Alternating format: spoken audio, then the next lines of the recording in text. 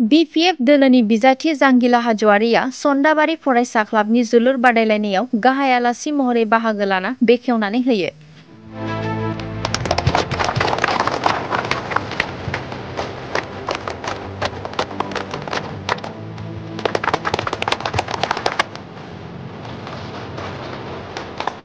चिरां जिल्लानि 18 नं मानास सेरफां बियाबनि सिङाव थानाय सन्दाबारि फरायसा क्लाबनि हाबाफारियाव सानसेयारि रां बान्था जोलुर बादायलायनायाव 18 नं मानास सेरफां बियाबनि बिपिएफ दोलोनि बिजाथि जांगिला हाज'वारिया बाहागो लानानै बेखेवनानै होयो।